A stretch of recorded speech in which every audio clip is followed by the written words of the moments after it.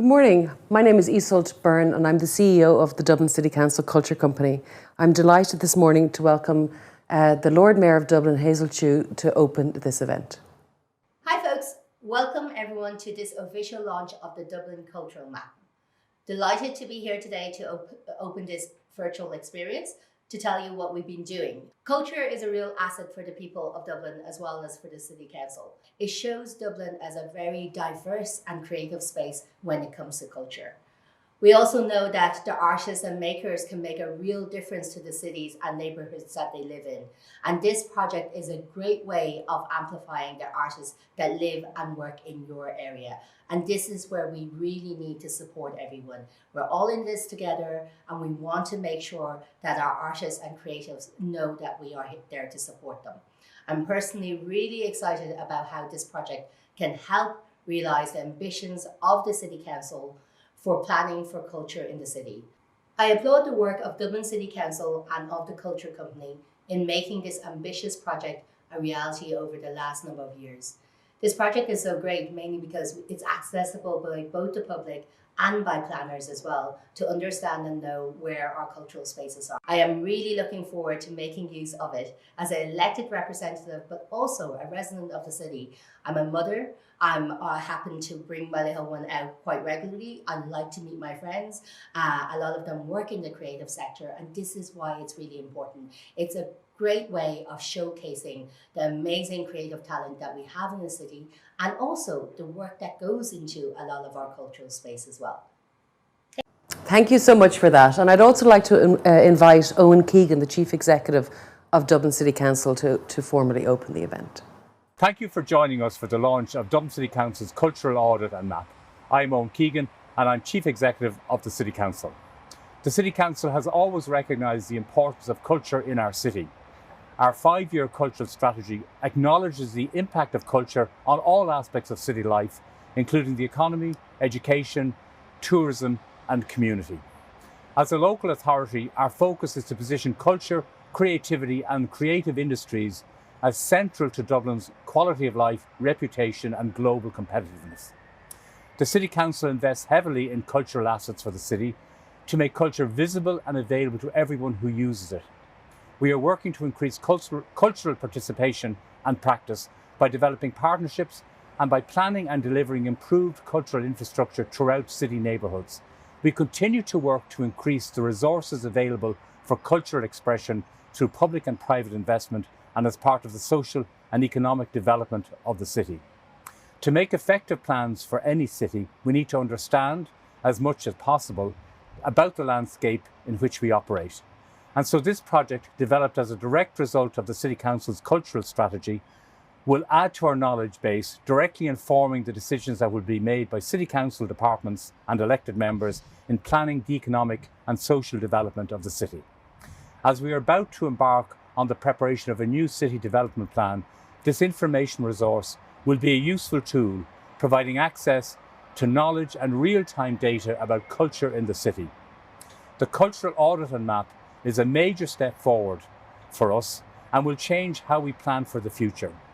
We are delighted to be able to share the insights we have gained from this project with you today. Thank you to Owen Keegan and thank you to the Lord Mayor. Just to explain the format of the event today, it's going to last about 45 minutes and later on we will have a questions and answers session. So please use the live chat function on the webinar to log in any questions and we'll try to address answering them. We have 3 short presentations now following and really it's about getting an introduction to the project and how we've made this project, and we're delighted to share the origins of the project with you. In terms of the cultural strategy of the City Council, it was important to map the assets of culture in the city. But as the Culture Company, and we've been established since we ran the European Capital Culture bid in 2015 and an initiative called Dublin's Culture Connects. We've been the Culture Company since 2018 and we really wanted to add the value of the public user and user interface into the cultural audit. We run a series of consultations, one-on-one sessions called Tea and Chats, and have done since 2015. And it's really important for us to bring in the voice of the people who call Dublin home into every project that we do. So what we're presenting to you this morning really is the dual purpose of cultural mapping and doing a cultural audit, and at the same time including the citizen user experience and the citizen voice into the work at all stages the way through. So the format of this morning really is to talk about how this project was made. So the first set of conversations you're going to hear are about how we made it user-friendly for the users that are the people of Dublin and the visitors to Dublin. The second session really is about how we integrated it into the infrastructure and systems, including the IT systems of Dublin City Council, so that it has the best chance of being used by all of the teams in Dublin City Council with software and infrastructure that already exists. And the third section really is about how we keep it current, keep it up to date, and make sure that it can be used for a very, very long time. So getting ready for that infrastructure, the first group of people I'd like to invite is Annette and Eamon to talk about the human challenge. So thanks, Iseult. My name is Annette Nugent, and I've been the project manager on the Dublin City Cultural Audit and Map project. And Eamon and I are going to talk today about the human challenge of this project. As we were saying, it's a dual aim project. So Dublin City Council wants to find out about the cultural assets of the city to help inform any decisions they might make in the future. But we also wanted to make this project workable and usable for the public as a resource about the culture in the city. So to make sure we always kept this to the centre of the project, we set up what we called an inventory working group, and that was made up of people who worked within Dublin City Council, but also people from the cultural sector who worked outside the City Council. And one of the first important jobs that they had was actually to decide what would not be on the map. What we really wanted to do was make sure that this didn't duplicate any of the other great projects going on in the city that give information about culture. So we decided from the very start what would not be included. So for example, it's not an events website, and neither does it cover things that aren't open to the public. So everything that is on this map is something that the public can easily access. And then that group also worked on deciding what would be on the map. And really, after a lot of conversation, we distilled it down to places where culture happens and people and organisations that make culture happen, which sounds simple, but actually in the background, there's a lot of information in that. And when we dived into what we would put on the map, it covered everything from the obvious things like theatre and creativity and heritage, but also cultural activity like sport and science, and even religious activity, because these are all the things that make up the culture of the city and what we do. We also gathered a lot of information about each of the assets in the background. Obvious things like what something was called, and a description of it, and a website or someplace where you can find more information about it. But also really important information about the geography of where it was. It's really important for the city to be able to pinpoint where assets are. That helps them in planning decisions or anything else they might use this information for. But it also helps people using the map, because what we found is that people really wanted to know what was near them and what they could access from a cultural point of view. So the next big challenge was, when we had all of this information in front of us, how do we distill it down and make it easy for the public to navigate their way through it? And for that, we started speaking to Eamon and his team in McCann Dublin. Thanks, Annette. So I'm Eamon, I'm the digital director in McCann Dublin. So when the team from the culture company came to us, obviously a very exciting project, and we were really excited to be involved in it. Our kind of the first thinking was really about how we were going to create this like an intuitive, uncomplicated presentation of the data. You know, and obviously in this day and age, it has to work across all devices: desktop, tablet, mobile, and potentially even in the future it could work on, you know, smart speakers and that type of thing. You know, we always approach these projects. There's an old book. It's about 20 years old now, by a guy called Steve Krug, and it's called "Don't Make Me Think." So you know, that's kind of our mentality when we approach any projects. the one that came to mind, the project that or the system that I'd seen before that really kind of came to mind when we were approached to this project is this Urban Daddy app, which is based in the States. And really, in that interface, what you do is you present it with your own circumstance right then and there, and it will suggest restaurants or bars in the area that you suggest that you have presented.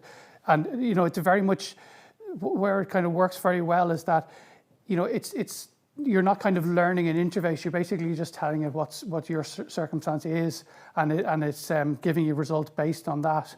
So that was our approach to this project, was really to try and come up with an interface that would work in the same way. We did a kind of a wireframing process on paper where we basically just sketched out the interface. And then we worked with the culture company team to map the categories that they had actually created in the database to real world scenarios that a user would want to have to be searching against. So we took our cue from what Eamon was talking about, making information as simple as possible for the public. So then the inventory working group did a lot of work in actually grouping the information in a way that put the user at the center of it. And this kind of shows that we put the person using the site, making the decision about what they wanted to do, grouped all the information into easily accessible chunks, like I want to get creative, I want to go out and about, and tried to present the information in that way to make it easy for them to navigate. So then we brought the entire interface, the sketches and things like that, into an online version. So this was done in Adobe XD, and all of our designs were done in that interface. It allows us to kind of connect together between the different views of the system and to get a feeling about how it's going to work for the end user. It was done in desktop, and obviously it was done in mobile as well, to make sure that the same interface would work in both instances. And once we had that kind of shape to the entire system over the line, we then started looking at the design of the system, and we wanted to create a design and an interface that felt like it felt like a kind of a friendly presentation that was accessible, and it felt more like a kind of a peer-to-peer conversation rather than actually being like the council telling you about cultural things that are happening in the city. So the logo for the Culture Near You site has this kind of sketched feeling. It actually was sketched, but and then digitized. But it kind of makes it feel very friendly and approachable. And as an extension to that, then we worked with the culture company to create or to commission a set of icons, illustrations that were developed by Paper Panther, and they really kind of add this level of kind of friendliness and approachability to the system. So combining the design of the logo, the illustrations from Paper Panther, we were able to create this kind of landing page, which is very, very simple. It really only has, in the view that you're seeing here, there's only really kind of 3 or 2 questions that are asked. I want to learn or explore my options, or whatever the category that you select, and then you can then say near my location now, or you could say like a particular area within Dublin. And the system actually works it doesn't actually search just within the area that you select. It uses that as the center point and then searches kind of from a radius around that. So like, for example, if you picked a particular location and there weren't cultural assets in that category where you had selected, you may actually get some ones that are on the border with other areas that are around. So obviously this interface that was developed works on a desktop, tablet and mobile, which is obviously very important. And it makes sure that we made sure that all of the parts of the system were all kind of accessible and responsive in that way. Within the actual interface, we created a couple of little tricks that allowed you to be able to understand or to navigate between the results that were being presented on the map and with more detail the tiles that we're showing on the right-hand side. So in the video that's playing here, when you roll over one of the nodes within the map, it would scroll on the right-hand side to where that result is. And then in the same way, if you actually roll over one of the tiles on the right, it actually raises up the little icon to show which one it actually reflects to. We also created a circumstance where when the results that are in the database, they have, for example, in this case, they have map views in them, but in other cases they may have an image, they may have like a YouTube video, they may have like a Vimeo video, something like that, or a SoundCloud piece of content. And in that case, we were able to extract out that content and present it directly within the interface, where we were able to kind of just look at the content that was in there and then move on to the actual cultural resource. Maybe it's a URL for a Facebook page, maybe it's a website, or sometimes it was actually just an email address to get in contact with the people. But basically we wanted to just pass the people on once they have enough information to continue their journey and to kind of engage with that cultural asset. So in conclusion, really, as if we were kind of giving you something to take home from our experience doing this project, the approach that we had is that the system, on the face of things, it feels like sometimes systems have to be very, very complicated to end users. But really, if you kind of delve into the information that's being presented, it's actually possible to create systems that are really they aren't as complicated at all, and they're actually very easy to present to users with the capability that in the instance of this project, there is a much more complicated interface that's available for internal Dublin City Council users. Brilliant. Thank you very much, Eamon, and thank you, Annette. I suppose just to kind of link into that now, I'm going to ask Liam O'Loughlin from the GIS section, which is the Geographical Information System section in DCC, and Kieran Kirk from a company called IMGS who do data mapping, to kind of talk a little bit about the organisational challenge. So with the various interfaces that we have for the public, it was important to have interfaces for the user within the municipality, and not only to analyse the data for the strategists, but to use the data for the users on a daily basis. So I'd just like to invite Kieran and Liam into the chat, please. Thank you, Isel. Thanks very much. I'm Liam O'Loughlin, Dublin City Council GIS Coordinator. I want to give you an overview of our role in this particular project. I want to run through basically what GIS is, what the GIS unit is about, our engagement with the Dublin City Cultural Company, also where we are now and what our challenges are now currently. Right, the unit is made up of 3 people here, myself, Kieran Canan and Camilla Slivka. The unit itself has been in existence for over 30 years, so we bring quite a bit of, I suppose, history, and we know where the skeletons are. GIS itself has been described as a way of telling a story through a picture. A picture tells 1,000 words. But in fact, it's a little bit more, I think, than that. It also gives you, obviously, good imagery and all that, but it also gives you good information. It's really the idea behind it all, and ultimately a good decision, hopefully. The GIS unit is responsible for corporate toolset, the corporate GIS toolset, desktop, intranet, mobile, and also the ETL, the extraction, transformation and loading software. And my colleague will talk about that quite soon. We're also responsible for a number of corporate data sets, the geodirectory, the on-post data set, address database, and the OSI mapping library, the area photography, and sometimes we are involved in the CSO data as well. And also this will come into play in this particular project as well. This particular model works well for return on investment. If I just go back to that particular slide there, that tool set is open to all the organisation, and we try and encourage and promote that at all times. Now, and our engagement with this project and the challenges that brought. Initially, we knew very quickly that we had all the tool set available to us for in-house activities, data capture, data cleansing, moving the data around, storing, and publishing also internally. What we did not have, what piece of jigsaw we did not have was the public interface, and this is where we engage with outside agency, and Kieran will talk about that, my colleague Kieran will talk about that in a few minutes. So I'll jump ahead to now. The project's been delivered and it's been rolled out, and this is the challenge that we face now from the unit, the GIS unit, is to deliver this information to the different audiences in the organisation. And we see two main groups, the operational user and the strategic user.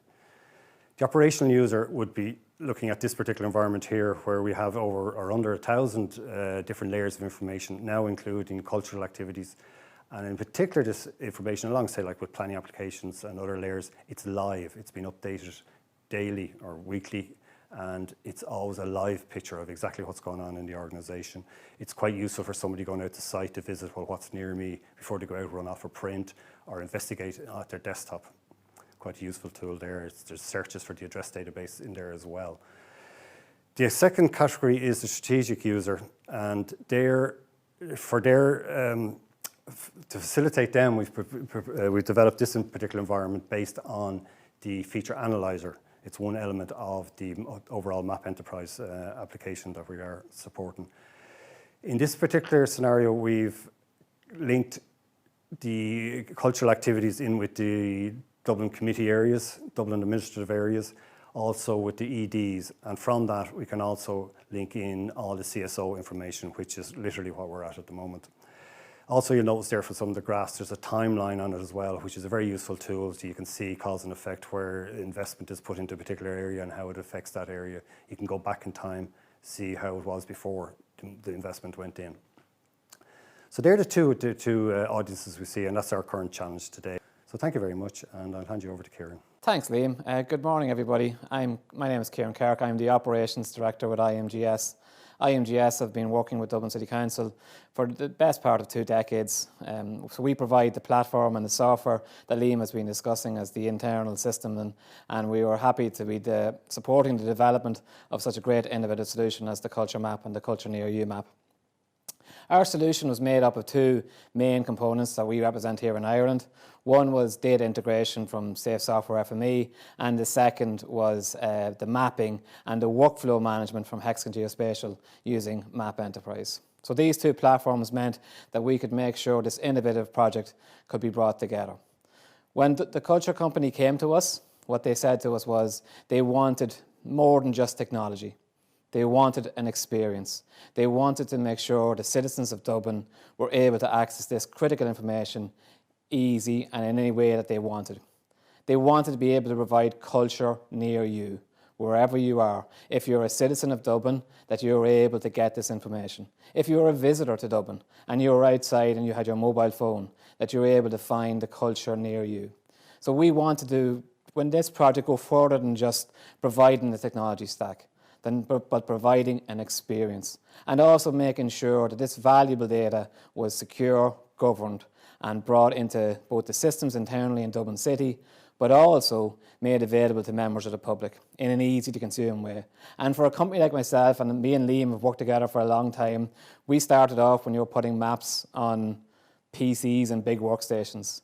This project was about putting maps to people on their mobile phones, as well as being able to provide that information for analysis in Dublin City Council so that the Dublin City staff can make better decisions about cultural needs in Dublin. So to do this, the first thing we had to do was make sure we had the ability to integrate the data, to be able to bring the data from the base information that Annette and the team had generated during the survey, to get that information into the public website. But then to also provide a means to keep this system up to date and to verify when somebody submits a new cultural location that data is captured correctly. So we used FME from Safe Software. This product has been used by Dublin City Council for a number of years, but we were able to build on that and automate the approvals for bringing this information in. We were then also able to use Map Enterprise from Hexagon. Map Enterprise, again, is a product that, as Liam has mentioned, has been used in Dublin City Council for a number of years. And with Map Enterprise, not only were we able to put the front-end application in place so that people can use this on the mobile, but also put in place the back-office workflow. That was a critical part of this project, to ensure that once the project goes live, that the system could be kept up to date, that the system could be live, a living being that always is easy to maintain and easy to keep up to date. With Map Enterprise, we were able to build these workflows. We were able to automate the process to bring the information in, verify it, and create a moderator workflow and ensure only approved data is made available on the public website. So with the Map Enterprise, we were able to build these workflows. We were able to create the forms that allowed this data to be published. So as you can see in the video here that's running, the user can enter in this information, capture the data, and then fill in the form. And that information is then provided instantly back to the moderator in Dublin, in the Dublin Culture Company, to review and approve the information. And that data is then saved in the database and published out. This meant that the load on the Dublin City staff is very minimal. It also meant that this data could then be used by Dublin City Council staff to make the decisions that Liam was talking about, to be able to view the data in the dashboards and the graphs and the charts. So we are delighted to be supporting this project and supporting an innovative solution that is making Dublin a nicer place to live, that makes Dublin a smart city, which is what we all want to be, that attracts people to come to the Dublin city and provides a culture near you experience. So in the forms here, you can see how it's easy for the person who's submitting their cultural entity to fill in the form. This form wasn't programmed by ourselves. It was created using the Map Enterprise product so that if any changes have to be made in the future, Dublin City staff can make those changes without getting us involved. It is all about simplifying this process and making it an easy process for everybody to use. I would like to today just thank Dublin City and the Dublin Culture Company for involving us in such an innovative project. It has been great to work on something like this that really is going to make a difference in Dublin, and we're very excited to be supporting that. And with that, I'll hand over to Iseult and hope you enjoy the rest of your day. Thank you. Thanks so much, Kieran, and thanks, Liam. And I think just to explain, I suppose, the cooperation of all of these various parties, institutions, companies and suppliers is really key to the project being a success. We'd like to invite now Sinead O'Shaughnessy, our MAP moderator, to talk a little bit about the integrity of the data, because one of the clear conversations at the very, very beginning of this in the inventory working group, as Annette referred to, was how do you keep the data up to date? So I'd like to welcome Sinead, please. Early in the project, it became clear that a key aspect to the longevity of the cultural map and audit would be the integrity of the data. In order for it to be a success, users must be able to trust that the map is up to date and relevant. We put two things in place to make sure this happens. Firstly, the map system can accept submissions and suggestions from the public, so we can constantly add to this dynamic database. Secondly, we have a map moderator. That's me. My role involves actively building cultural relationships throughout the city. We're reaching out to people and places that we think should be included to ensure that the map reflects the wide breadth of culture evident in Dublin's communities. Working closely with our partners, we're regularly updating the data. We're making sure that it's user-friendly, both for city planners and city residents. Having a moderator in place also means that not only is every entry assessed for suitability, but there's always somebody available to assist, answer questions, or take suggestions about the map. In this way, we hope that the map will change, adapt and grow, just as the city does. Thank you so much. And listen, thanks to all of the speakers this morning. It was very interesting to collect everybody together. Now, obviously, with social distancing and all of the different things, I'd like to welcome all of the speakers back, but not everybody is in this room. Some people are obviously in their home offices as well. And also, I'd like to invite Richard Shakespeare, who's the Assistant Chief Executive of Dublin City Council with responsibility for planning and culture. So we would like to be available, I suppose, to ask and answer questions that have arisen in the course of our presentation and to kind of share more about the project as we've learned by making it. And joining me in the room is also Annette Nugent, who you have seen from the presentation a few minutes ago. Annette, in terms of the further information about the project, can you just outline a little bit more as to the various ways that the data was collected across the city? Yes, and that's a question that's come into us. How was the information collected? So I've been working on this project since the start, and actually Dublin City Council has an awful lot of data that it holds and minds, particularly around facilities and amenities in the city. And obviously culture does exist in the idea of facilities and amenities, everything from swimming pools to parks to cultural buildings. So we've started off by looking at the data that the City Council already had, and we updated that and we added to it, and we I suppose amended if things had changed. We also went out and asked the cultural sector to give us information about their activity, and that was a really great way of getting more of the intangible assets, I suppose. Things like organisations and residence groups and men's sheds and artists. So we sought for people to give us their information from the map. And then we also went to organisations that we would ask to nominate information. So for example, in the sporting section, we went to a lot of the governing bodies of sport, and we looked for them to give us information and share information about things like sports clubs and facilities around the city. So added to that then is the facility that exists on the map system. The public-facing map system is the idea that was mentioned earlier, that people can submit new entries. So like Sinead was saying about the integrity of the data and keeping it going and keeping it live, it meant that people can constantly suggest new entries. They can tell us about things that maybe have changed, and they can add new entries to the map all the time.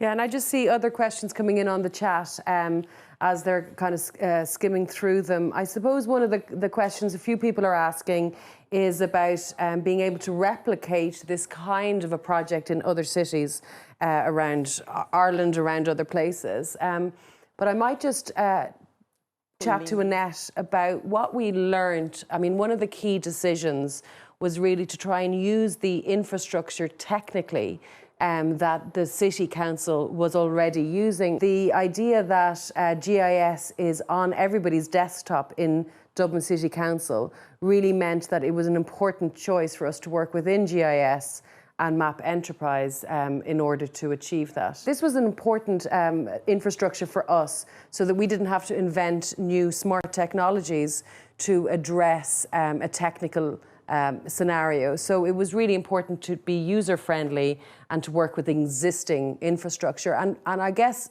therefore, it is possible to replicate it in other local authorities, not only in Ireland, but also outside of Ireland, because they also use GIS systems, is our understanding. And therefore, there's a lot of sharing opportunity, which is, I guess, why we're doing this event. I remember that one of the very first conversations that we had on this project was with Liam in GIS, and he and his team were actually really pivotal in guiding us and suggesting that the way to really make this project reachable for people within the City Council was to ensure that it did use existing systems and that it did, I suppose, build on channels that already exist within the City Council for holding information and for sharing information and for analysing information. And, you know, Liam, through his team's ability to pull our data into systems like Feature Analyzer, means that then more strategic sides of the City Council can layer other information over the cultural data. So they can layer CSO information over our cultural data, and they can see, you know, what is happening in different parts of the city in relation to other investments that the City Council have made and in relation to other information that exists about those parts of the city. So I suppose the short answer is, as far as I know, we might get Liam to add to this, is that yes, the system technically is replicable, that's a hard word to say, in other cities and towns, but it would really be down to what those cities and towns wanted to achieve from a cultural mapping and audit exercise like this. Yeah, so hopefully, like Sarah, that answers your question. I saw it coming in from the chat by other people as well. And then just another question I saw in the chat from Victoria around the role of the map moderator and how central that really is. And I suppose it's really important for us to say that that was, again, one of the key bits of information that came through from the inventory working group, which is there's no point if the information is out of date. And there's no point if the information can't be added to. There's no point if the information doesn't grow again and again. So it was important, like Annette said in her presentation, that we are not making new information that somebody else is already trying to make and trying to not keep that up to date or trying to keep it up to date, but that also that we committed to from the very get-go that a moderator would be required. So not only does the moderator determine that the new data coming in is the correct kind of data in relation to our categories for culture, but also that the information is up to date and that the data is checked not only with City Council but also with anybody else on the map on a regular basis, which was very important to us. Yeah. I see a question coming in now which is making me smile. Somebody is asking about Irish language content.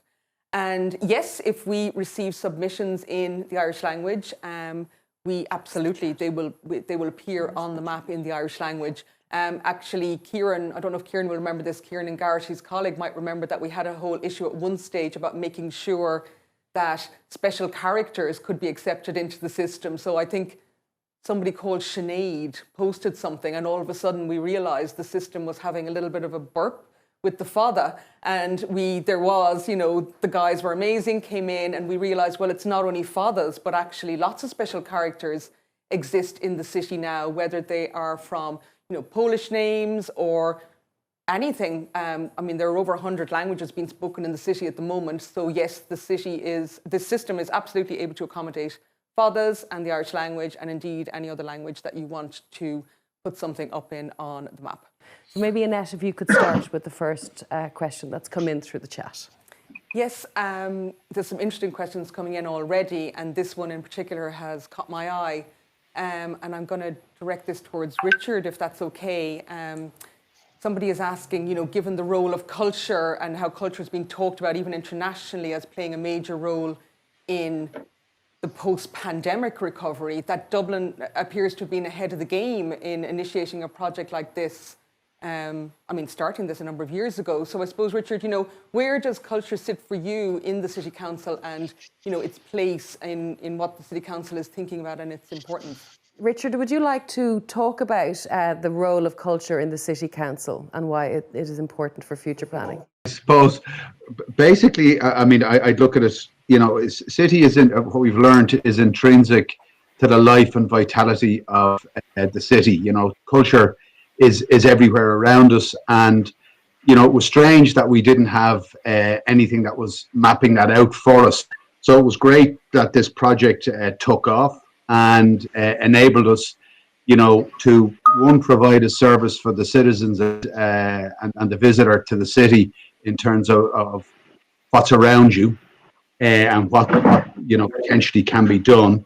But two, I suppose one of the key bits here for me, sitting as I do sort of across two areas, be it the cultural side of the house and then the planning side of the house, is to get into the space of more evidence-based decision making, and anything that enables, I suppose, the planning professionals to make, you might say, more informed decisions, the better, as opposed to sometimes relying on anecdotal evidence and hearsay. So that, that'd be about, I suppose, the 60-second snap on that one there, Annette. Actually, I see a kind of a related follow-up question coming in there, Richard. Somebody asking about, an example maybe of how this data might be used in the council's work. Well, I suppose what you have is that when you're either, even at the moment, say, you're out doing a consultation exercise on artist workspaces, and to possibly find out, you might say, where there's potential gaps in the market, from something, I suppose, like that, to, I suppose, is there a need for additional venues, for argument's sake, in particular areas? Are there areas of the city that aren't there? But also, you can when you start cross-referencing it with the electoral district data that you can do through the GIS side of things, you can then see, is there enough of a population or a potential demand to warrant such an intervention from a planning perspective? Yeah, and actually that raises a question, and maybe Liam, it raises a question that has come up around overlaying it with CSO figures in relation to the other kind of analysis or strategic uses in the feature analyzer that you were presenting on, Liam. What are the various, you spoke about 1,000 potential layers in the data to analyse it. Yeah, if you take the cultural activities themselves and the groups and all that, you can analyse them against just potentially around 750 layers there at the moment. At least now, I haven't done an inventory of it recently. But you can analyse the information against any of those particular layers. And then also, as Richard was saying, the CSO information, you can target like age groups within the city, you know, what profile is there, where's the density of different age groups and what should be in that particular area. But it's endless, it's just endless with all the other layers of information that are within the council, which would be, planning would be a fairly large one. Even just gone down to simple things you'd never think of, like public lighting, paint display machines. It's just endless infrastructure, and it's massive amounts of information. And the feature analyzer, which I did explain, is a very user-friendly tool as well, extremely user-friendly, which I think anybody can adapt to very quickly. I agree. Even I thought it was really useful to layer all that information and to show it in a way that's really easy to use, and also that user experience, even from a strategic point of view. There's two more questions we wanted to look at, I suppose. One of the questions that came in was about approving data. On what basis do you approve data? And Sinead can't be with us this morning at the moment in this room, but the rules around the moderator and approving data, maybe Annette, could you tell us a little bit about them? Yes, so in the course of the project, what was very important was, I suppose, laying the groundwork for a moderator and the future minding of the data. And again, that's something that Liam flagged in our very first meeting, that it would be really important to ensure that there is actually some body making sure that the data remains viable and appropriate and up to date. So the inventory working group did a lot of work, as we were saying earlier, in deciding the criteria for what would go on the map. So the definition of culture is very broad. As we were saying, it goes everything from parks to theatre to heritage to science to food, you know, really a very broad definition of cultural and activity and engagement in the city and facilities. But we also were very specific in setting criteria to make sure that this wasn't, you know, it retained a certain integrity about a cultural map. So it clearly there's a geographic boundary on the data at the moment in this stage of the project, which is the Dublin City Council administrative area, and everything that is on the map is within that area.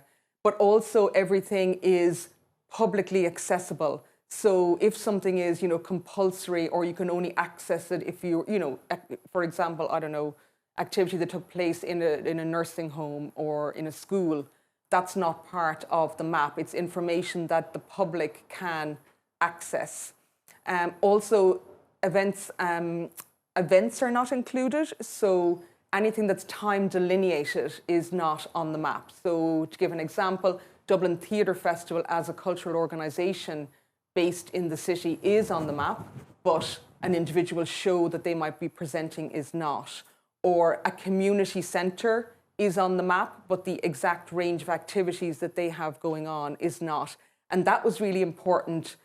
I mean, well, to put a boundary on it, but also to ensure that the data would be viable for as long as possible. So the idea is that the public-facing subset, if you like, of the data is like a signpost for people to then go and find out more. So if people look up, say, for example, they're interested in heritage in Ballymun and they get some results back on the public-facing map, they are then bounced off to those particular organisations and amenities and facilities to find out more.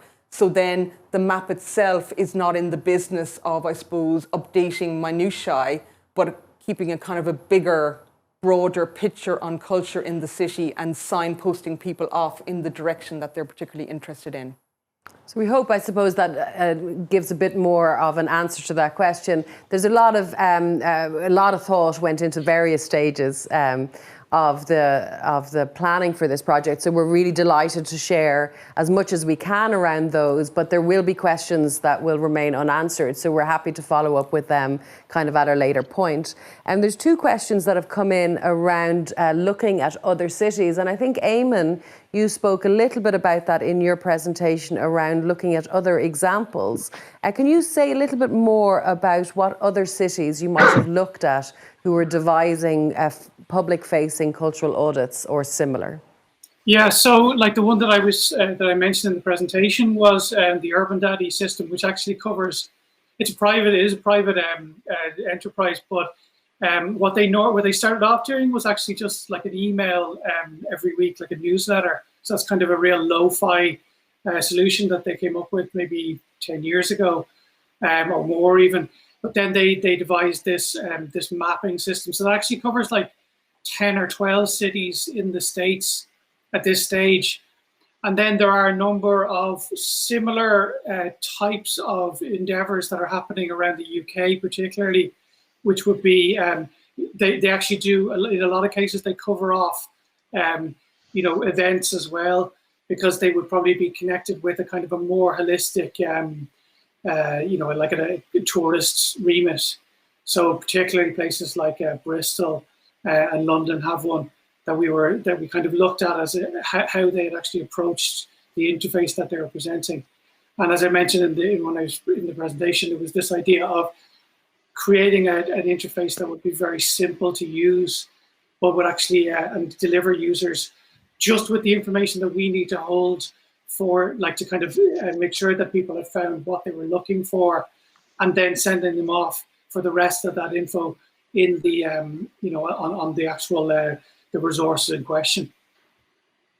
Thank you very much. And then there's another kind of question, and Kieran, I might bring you into this a little bit, which is, I suppose you spoke a little bit about Hexagon and the infrastructure. Is there other technical infrastructure that other cities who are kind of asking us questions on the chat now could use to do something similar, and how much adaptation was required from a kind of off-the-shelf experience?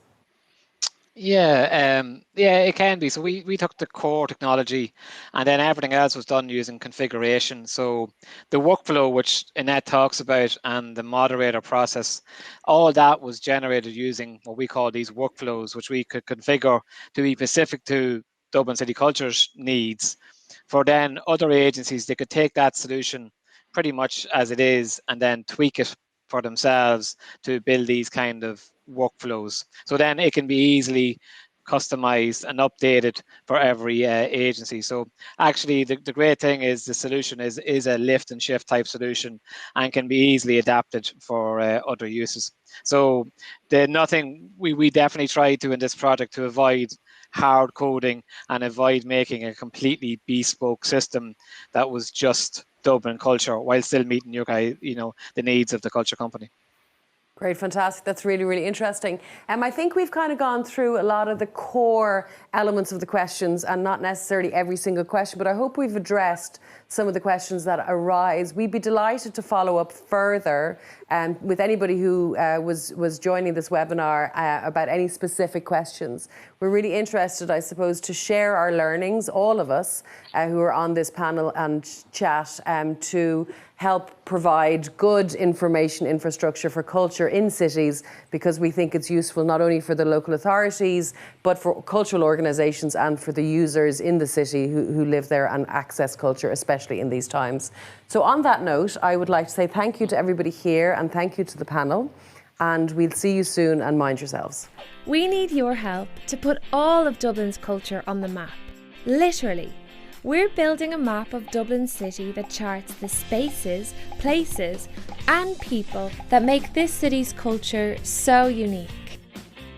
Culture Near You is a free online map that highlights where culture happens and the people who make it happen. Being on the map helps people find out what you have to offer, helps you to make connections, and helps policymakers to make more informed decisions about culture in the city.